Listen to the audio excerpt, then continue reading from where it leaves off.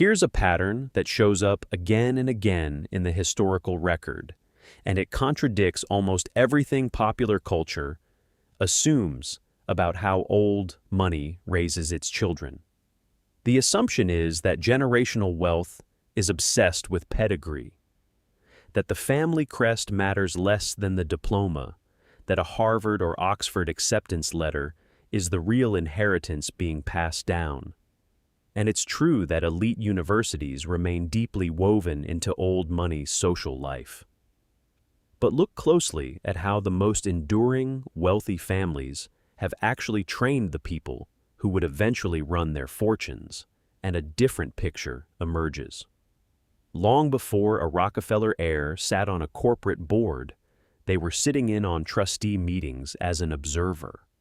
Long before a Rothschild banking family member had signing authority, they had spent years, sometimes over a decade, physically working inside a family bank branch, starting with tasks a junior clerk would recognize.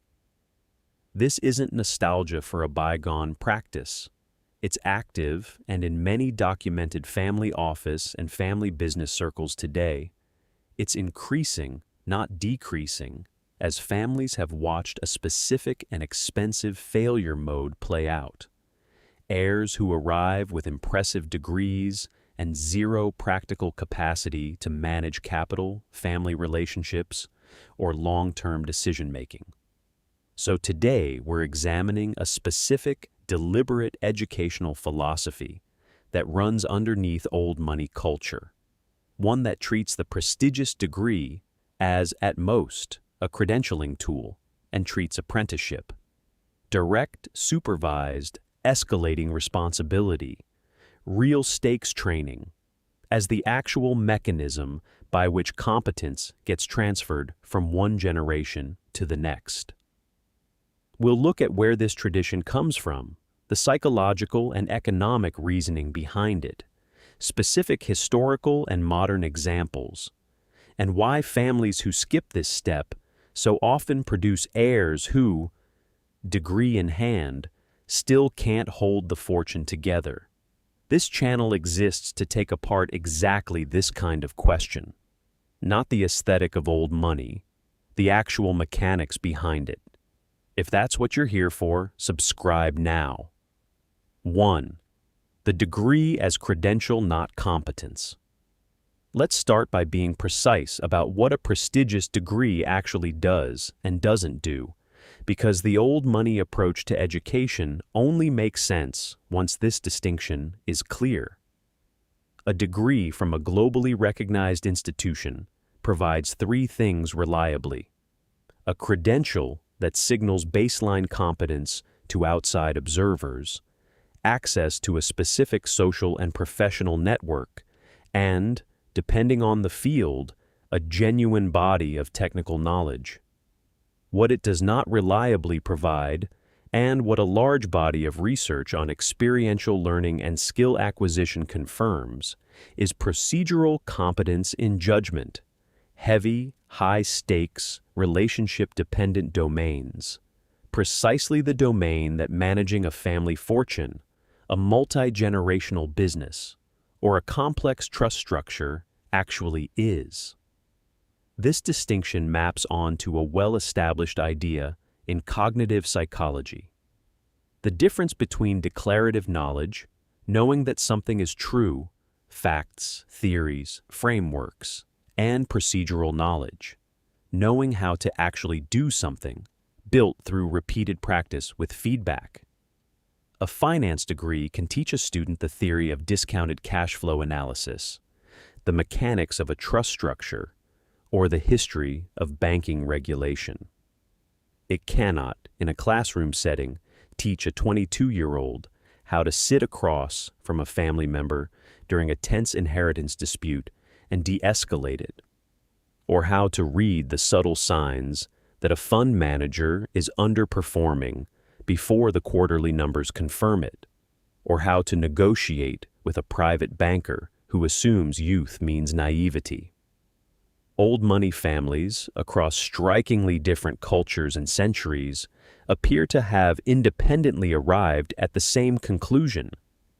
Procedural competence in wealth stewardship can only be built through direct supervised practice with real consequences, not through formal instruction alone.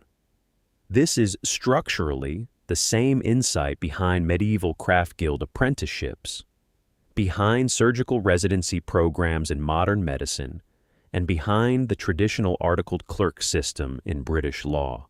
All domains where the stakes of an unsupervised mistake are severe enough that societies developed structured, escalating responsibility training systems rather than relying on classroom credentials alone. The key word is escalating. Apprenticeship properly structured isn't simply work experience. It follows a specific psychological logic, closely related to what educational researchers call scaffolded learning, a concept associated with psychologist Lev Vygotsky's work on the zone of proximal development, the idea that people learn complex skills most effectively when given tasks slightly beyond their current independent capability, with expert support gradually withdrawn as competence increases. A well-run apprenticeship starts a young family member on tasks with almost no downside risk, observing, then handling small, reversible decisions, and only gradually hands over real authority as competence is demonstrated, not simply assumed. This is precisely the mechanism that a 4-year residential degree program, however prestigious, is not structurally designed to provide. 2. The historical record. Apprenticeship as the original wealth transfer technology. This isn't a modern innovation. Apprenticeship-based training for wealth stewardship is historically older and more consistently practiced than formal university education for this specific purpose, and the historical record is unusually well documented. Take the Rothschild banking family, one of the most extensively studied dynastic fortunes in financial history. Meyer Amschel Rothschild's 5 sons were sent, as young men, to establish and run banking operations in different European financial centers: Frankfurt, London, Paris, Vienna, and Naples. Crucially, they were not sent as credentialed executives with theoretical banking degrees. They were trained through years of direct, hands-on work inside the family's own banking operations, learning the actual mechanics of currency exchange, government bond trading, and, critically, the relationship-based trust that 19th century banking depended on, by doing the work itself under close supervision before being given independent authority over an entire national branch of the family business. The system worked, from a wealth preservation standpoint, spectacularly well. The Rothschild banking network became one of the most powerful financial forces in 19th century Europe, built by sons trained through apprenticeship rather than formal institutional education, which was far less developed and far less relevant to practical banking at the time in any case. Move forward to the American Gilded Age, and the pattern persists even as formal university education becomes far more available and prestigious. John D. Rockefeller Jr. did attend Brown University. Old money families were never opposed to formal education itself. But his real training in managing the Rockefeller fortune happened afterward, in a structure that closely resembles a deliberate apprenticeship. Years of direct mentorship under his father, gradual introduction to the family's philanthropic and business decision-making, and, notably, real responsibility over the family's charitable giving, specifically because it offered a lower-stakes environment to develop judgment before being trusted with the core of the family's industrial and financial holdings. Subsequent generations of the Rockefeller family have continued a similar pattern, according to accounts of the family's governance structure. Younger members are given board seats on family philanthropic institutions and smaller family trusts, specifically as a training ground, years before being given authority over larger holdings. The pattern is not unique to Western wealth. Japan's historical merchant dynasties developed one of the most rigorous and long-lasting apprenticeship systems for wealth transfer ever documented, known as the dechi system. Young apprentices, sometimes family members, sometimes talented outsiders, formally adopted into the family specifically to continue the business, a practice known as yoshi, would enter a merchant house as children or teenagers and spend up to a decade or more in an escalating structure, beginning with menial tasks and close supervision, progressing through years of bookkeeping and client interaction, before eventually being entrusted with independent authority, sometimes only after formally becoming a banto, or head clerk, a position of significant trust that in many houses was a required step, even for biological heirs, before they could take control of the family. Enterprise. This is a system explicitly designed on the premise that competence, not simply bloodline, determines authority. And it is a major reason Japanese merchant houses like Mitsui, whose commercial roots trace back to the 17th century, maintained continuous operation and family wealth across a span of centuries that dwarfs almost any Western equivalent. British landed aristocracy developed a parallel, distinct version of the same principle applied to estate management rather than banking or trade. Heirs to large estates were traditionally trained for years under the direct supervision of the family's land agent or estate steward, learning tenant relations, agricultural economics, and property management through direct apprenticeship-style work on the estate itself. Knowledge that a university education of the era, focused on classics and theology, did essentially nothing to provide, despite the fact that many of the same heirs also attended Oxford or Cambridge, primarily for social and networking purposes, rather than for practical estate management training. If this cross-cultural pattern, apprenticeship as the real wealth transfer mechanism across totally different centuries and continents, is new to you hit-like, it tells YouTube to put more research like this in front of more people.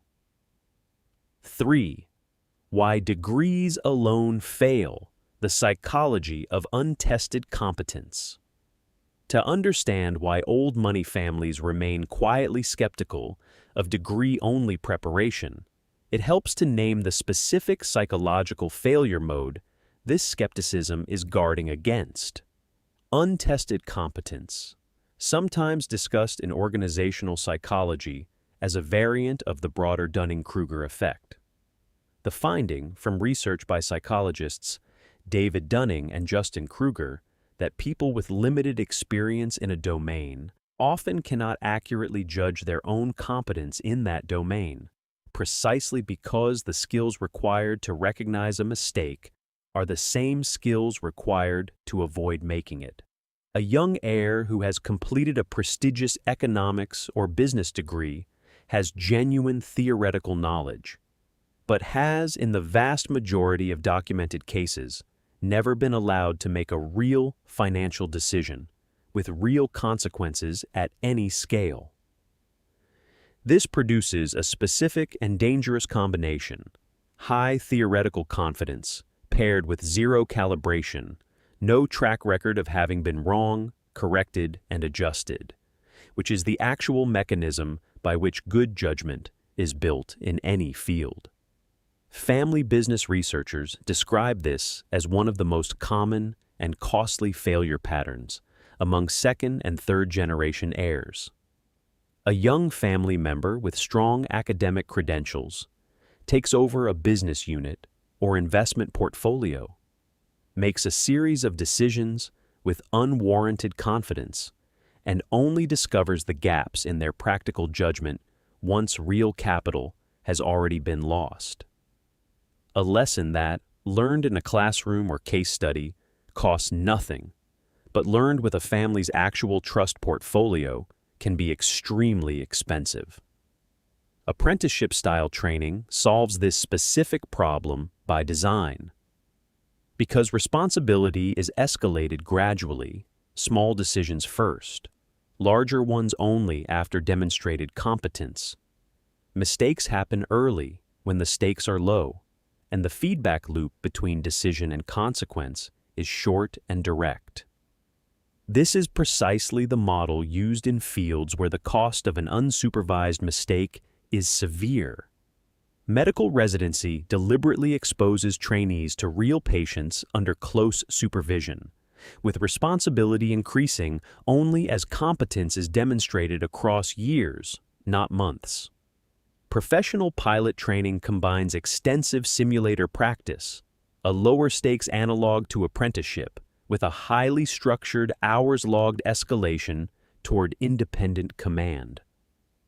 Old money families managing 9- and 10-figure fortunes have, across centuries, arrived at a structurally similar answer to a structurally similar problem. You do not hand someone the controls until they've demonstrated competence on lower-stakes versions of the same task. There's a second psychological benefit that is less discussed but arguably just as important. Apprenticeship builds identity and legitimacy alongside skill. A degree, however prestigious, is earned in an environment disconnected from the family's actual business or fortune.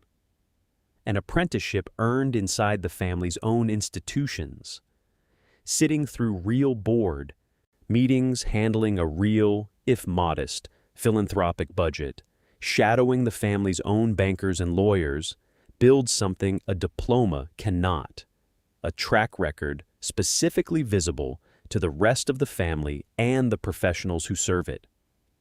When the time comes to transfer real authority, other family members, trustees, and outside advisors have actually watched this person operate under real conditions for years.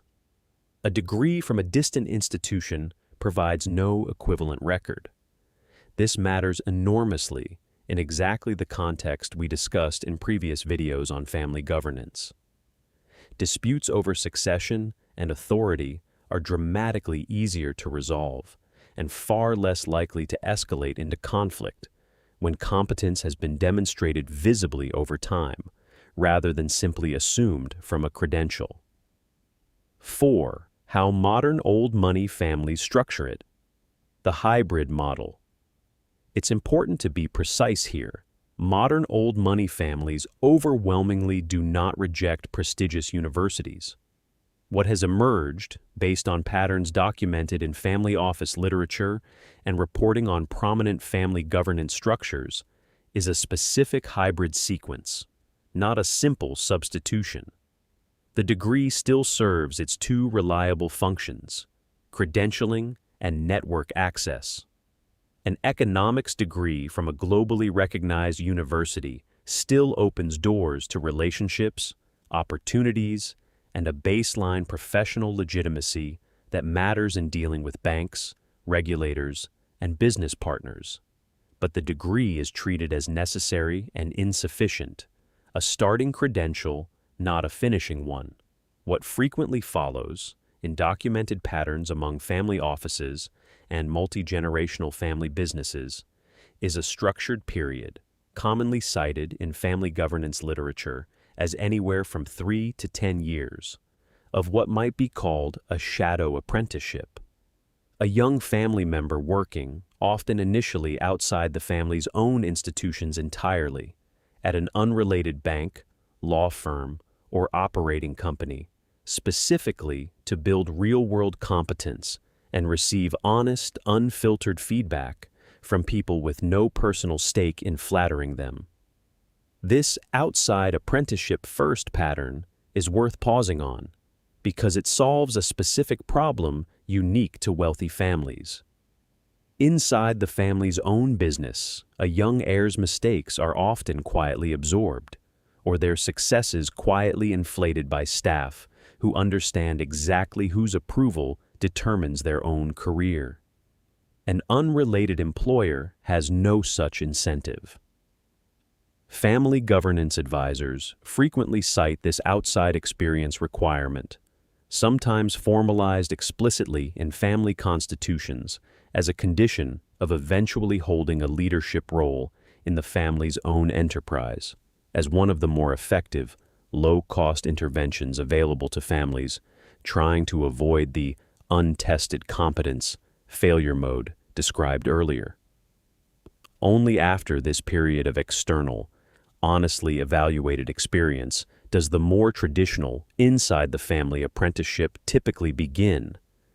Gradual introduction to the family's own trustees, advisors, and decision-making bodies, starting, as in the Rockefeller pattern discussed earlier, with lower stakes responsibilities like philanthropic committees or minor trust oversight, before escalating toward the family's core holdings.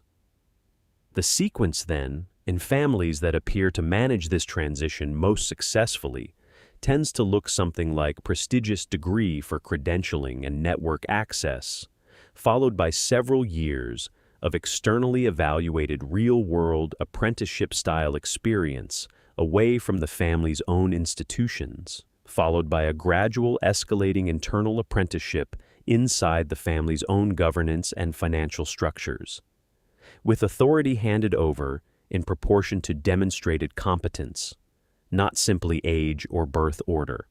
If you've been through any version of this, an internship or entry-level job that taught you more than your degree did, or the reverse, drop it in the comments.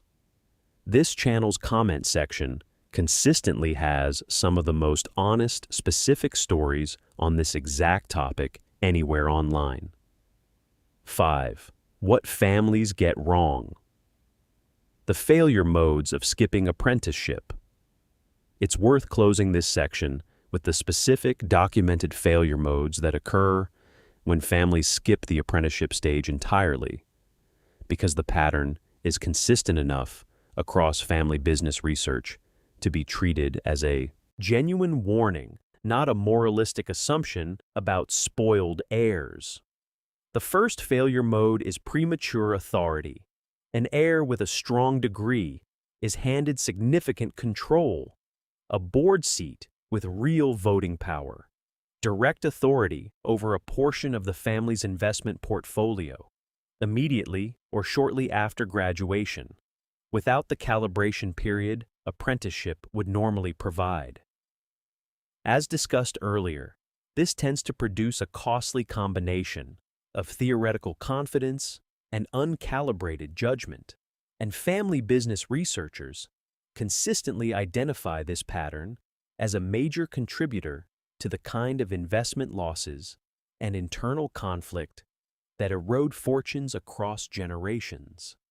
Echoing the broader wealth transfer research we've covered in previous videos on this channel, where poor heir preparation, not poor market conditions, is the dominant documented cause of decline.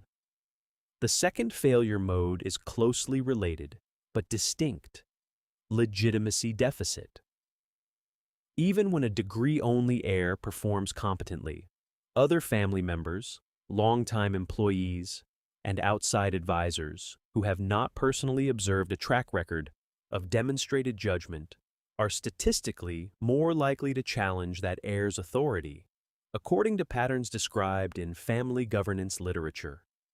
Precisely the kind of sibling and cousin conflict discussed in earlier videos on this channel, where authority disputes are rarely actually about competence and are much more often about whether competence has been visibly demonstrated to the people whose cooperation the new leader will need.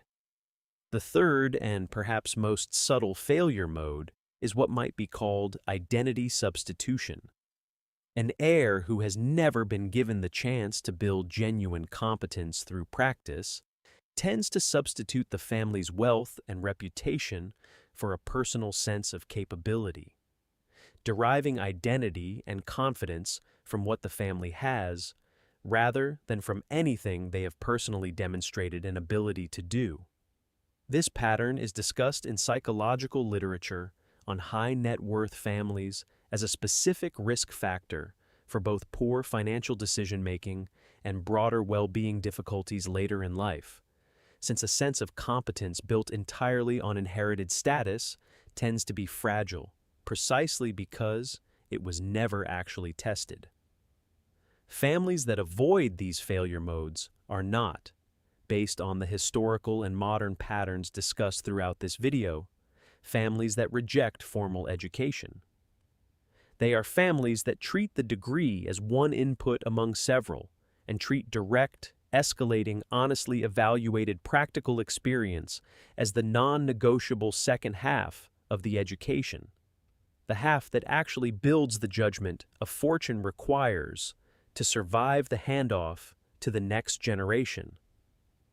If this connects for you to the broader question of why most family fortunes don't survive past the second or third generation, I've done a full breakdown of that specific psychology. It's linked on screen now and in the description. So why do old money families across centuries and continents that share almost nothing else culturally keep arriving independently at the same answer: apprenticeship over degree-only preparation? Because a prestigious degree, however valuable, cannot manufacture the one thing that actually determines whether a fortune survives its handoff to the next generation. Calibrated judgment, built through years of real decisions, real feedback, and gradually escalating real responsibility. The families whose names are still on the door 3 and 4 generations later are not, in the majority of documented cases, the families with the most impressive collection of diplomas.